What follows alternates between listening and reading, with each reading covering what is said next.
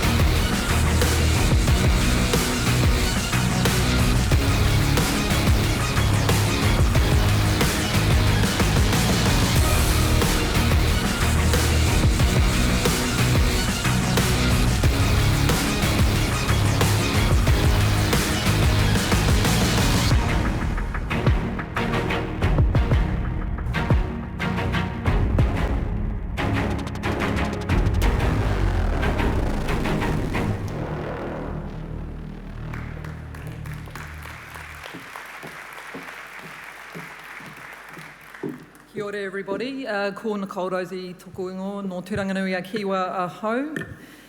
Ko hikarangi te maunga, te wainui te moana, tēnā koutou, tēnā tātou katoa. I'm Nicole Rosie and I'm the Chief Executive of Waka Kotahi, and it's my pleasure to be here with you today to talk about Waka Kotahi and to be part of this conference. I'm going to give you an overview of Waka Kotahi, our emerging themes, and what will shape our strategic direction over the next few years.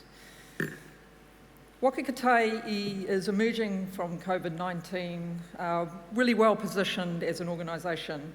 We have refreshed new management, we have a new governance team and a new strategic direction, which as you see is moving together. We believe there is 4 big themes that Waka Kotahi must achieve to deliver our vision, which is around a transport system that connects people, places and products for a thriving Aotearoa. So kia hoi ngā tahi, moving together as one. This is about leading with others to deliver great transport solutions and outcomes for Aotearoa. Te anamata, leave great legacies. This is about helping to shape and invest in a sustainable transport system that enables everyone to move around and to get the most out of life. Kia tika te mahi, deliver the right things. This is about partnering with local government and others to deliver great transport outcomes for New Zealand. Kia tika te mahi, deliver the right things. Kia maru tau, enable a right system, or safe system. This is about not only reducing the harm to people, but also the environment as we move to ensure the transport system is more sustainable. With transport being an important enabler for social wellbeing and economic growth, I know that Waka Kotahi has a significant leadership role. This is not only about the pipeline of work, which I'm sure you're all interested in, but also in ensuring the land transport system supports the social and sustainability outcomes that enable New Zealand to thrive.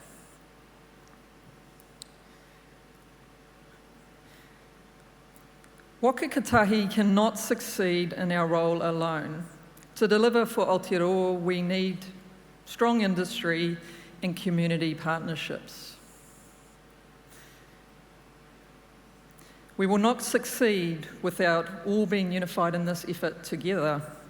This is why the first of our emerging strategic themes, This is why the first of our emerging strategic themes is about working with people and partnerships, in particular iwi, local government and others, such as yourselves. It's about having the right culture to support the way we work. We touch the lives of every New Zealander with everything we do, from farming community to the freight industry, tourism market, business sector, through communities to rely on us for public transport and other travel options to move around to get access to critical services like health and education, and in the last year, essential services. We work best together when we understand our communities so we can build a transport system that supports their well-being, reduces harm to people and the environment, and supports strong, prosperous economy in which we can all share in the rewards. A really good example for Auckland of how we partnered very successfully together, multiple organisations, probably a number in this room, in recent months has been the Harbour Bridge incident and the reinstatement of that in very rapid time. We will not succeed without unified partnerships and effort. Iwi is at the heart of that. So local government and iwi are quite essential for us. Just apologising because this is not moving quite right. The slides are actually all out of sync here. So just give me 1 second, I'll use these notes instead. This is actually about, I just want to quickly go back actually and talk about iwi, because we have an important and increasingly important relationship with iwi, and we are working hard to continue to build that relationship. And we are about connecting products, people and places for a thriving community. In the New Zealand Upgrade Program, this is a $6.8 billion program, we're looking for a step change in how we deliver better social, economic and sustainability outcomes, from developing skills and training in the construction industry, to incentivising reduced waste to landfill, to encouraging Māori and Pacifica businesses to grow, and leaving a really positive social legacy for communities and regions where the upgrade program is being delivered. This also unlocks new housing developments in Aotearoa growth areas. Drury, for example, in Auckland is in the upgrade program, while at the same time ensuring there is access to better public transport services and new safe walking and cycling paths. This investment in infrastructure also supports growing uptake of micro-mobility transport solutions in our streets. Waka Kotahi has to have the right culture to support this enhanced partnership approach. After a large amount of change over the last few years in the organisation, the board and executive team are now leading a changing culture which is focused on partnership, putting the well-being of the community and planet at the heart of everything we do, working together to build trusted relationships, bringing courage to our conversations and the work we do, and focusing on delivering our best solutions every day. I encourage you all to hold us to account to these values in our partnerships with you.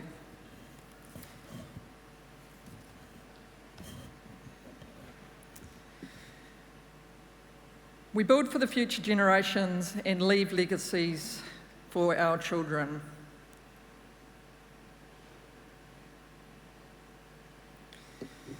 Leaving great legacies is more than just about concrete and bitumen we leave on the ground to support travel in the future.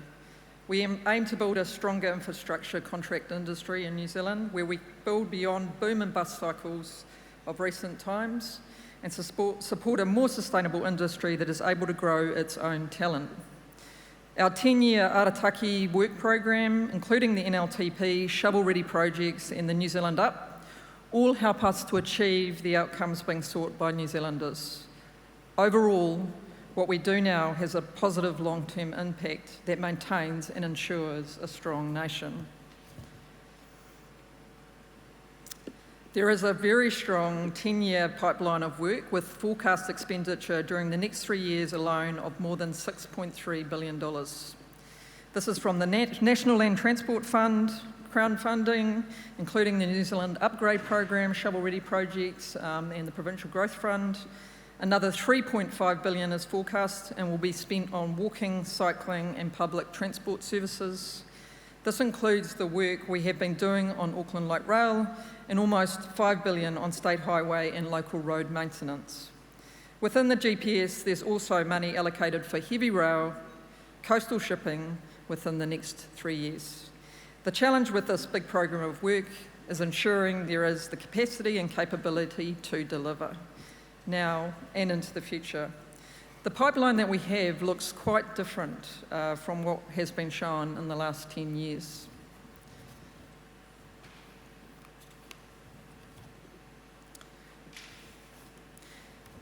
Today we are clear that our role is about thinking beyond roads. We are clear that the offering choice between multiple transport modes supports improved social, economic and environmental outcomes. ATAP, which is the Auckland Transport Alignment Project, is a good example. This is a 10-year, $28 billion investment to improve Auckland's land transport system, with the key priorities being mode shift, climate change action and supporting priority growth areas with travel choice. As directed in the government policy statement, we have a growing focus on walking, cycling, public transport and micro-mobility. These facilities not only make towns and cities more accessible and easier to get around, but all enable people to be active and contribute to healthier communities by reducing congestion and greenhouse gas emissions. One thing COVID-19 has taught us is that we can move around differently. Lockdown and physical distancing supported more active and safe transport. Our Innovating Streets program became being a great example of enabling our towns and cities to use tactical urbanism to pilot new ideas and create people-friendly spaces without having to make significant investment. There are 70 projects of Innovating Streets being trialled in 33 different councils. Waka Kotahi is the steward of New Zealand's largest asset, that's all of us, our country's $60 billion land transport network. We all play a role in maintaining, operating and improving this national asset, and we need to partner to ensure we are putting our effort into the right things. A great example of where we have done this extraordinarily well is the partnership that was around Nectar and the rebuild of the Kaikoura after the earthquake events several years ago. This was a partnership between Waka Kotahi, Kiwi Rail, Nectar Alliance and the Runanga of Kaikoura, which won a Prime Minister's and Governance Award at the Public Sector Awards last week. The scale and the complexity of this project, which was delivered on time and under budget, and let me just say to you, a couple of our team who were very involved in this initiative said on the day of the awards that when this first happened, they did not believe they could reinstate this part of New Zealand given the level of damage. So I have a project which was done with a huge number of parties, thousands, literally thousands involved, where we not only delivered on time, under budget, but we also did it while preserving and enhancing our heritage, our culture, preserving environmental aspects and having an unenviable safety record is an absolutely remarkable achievement. And even more, the connectivity of the South Island upper South Island, which is absolutely critical, was also maintained throughout this, which is an amazing achievement for all those people involved. We also need to utilise technology, innovations, including new and emerging, to make the right decisions around our investment, to maximise the use of our network and to help those using the land transport system to make informed decisions about how they travel. Rapid advances in technology and data will help better manage travel demand and ensure we get the most out of existing infrastructure before building new and when building new. We need to consider what will best serve the needs of each community. While we are focused on developing a land transport system that supports the future, we also have to take care of our national asset. This is our maintenance and renewal program, making the right investment at the right time. Maintenance is critical to keep the transport system safe and operating at optimal level to reduce impacts and to optimise performance. While the amount of investment is increasing, as you can see, demand on the system and the cost of maintaining the system is also increasing, meaning it remains challenging to optimise our transport networks. The recent Harbour Bridge incident shows the scale of impact when disruptions happen on our transport networks. We have a forward program of maintenance of about $5 billion planned over the next few years. That needs to be carefully planned and allocated to ensure we optimise the network and outcomes from it. Our fourth emerging theme is around enabling a safe system. Safety is at our heart. We not only play a critical role in shaping, delivering and managing the land transport system in partnership with local government and others, we also regulate its use through the licensing of drivers and vehicles to help keep our roads safer. Every day when I read about the people who are killed and seriously injured on our networks, I know that we can do more to ensure our transport system is safer, to prevent this needless loss of life. It is a tragedy that 25 people have died in New Zealand from COVID this year. It is a stark fact that more than 300 people continue to die on our roads. Last year it was 372, and transport networks each year, with many, many more being seriously injured. The impact on our communities is acute, and for their whānau and friends, it's often intergenerational.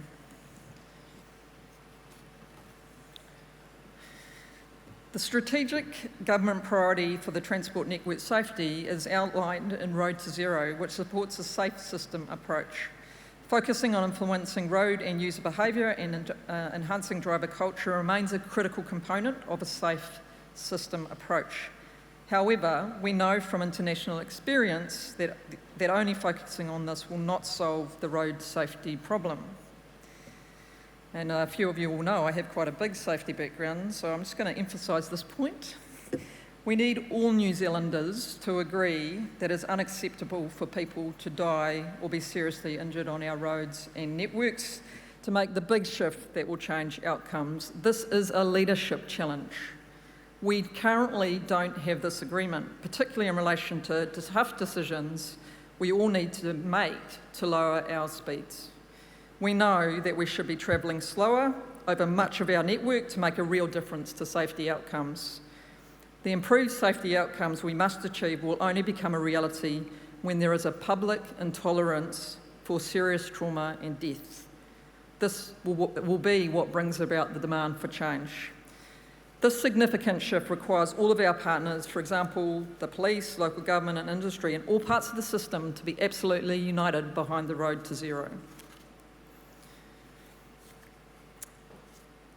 In pursuing safety outcomes, we have also had a positive impact on the environment. When people drive cars that are safer, there's better fuel economy, which means we have a cleaner environment. This in turn encourages people to make better transport choices. There are less cars on the road, resulting in less carbon emissions, and not only a cleaner environment, but better safety outcomes. While COVID was an urgent crisis that transformed the way we worked, climate change will be even greater on the transport system. We are already seeing this with more weather events and more severe impacts on our communities through disruptions on our network. This is our emergency works, which are weather-related event responses, and you'll see the cost of those is going up and escalating very rapidly. Emergency works comes out of the renewals and maintenance activity class, with an increasing amount being spent on this in reactive responses. We would like to shift this to proactive management and maintenance of renewals to help communities adapt to climate change. We recently launched our sustainability strategy, Te Utu, which sets out how we will achieve this by reducing land transport emissions, helping to improve public health, reducing environmental harm and reducing our own emissions and environmental impacts. We know this type of change takes time, but we have to start now if we are going to meet our 2050 targets. Our sustainability strategy is long-term, significant shift program that will be delivered in partnership with others, including many of you here today. And we will track progress through a sustainability monitoring report, the first of which has actually been out in the last few weeks. Our vision is for a sustainable, multimodal land transport system where public transport, active or shared modes are the first choice for most daily transport needs. And that our towns and cities are reshaped to reduce reliance on cars and support active transport, healthy and shared transport choices.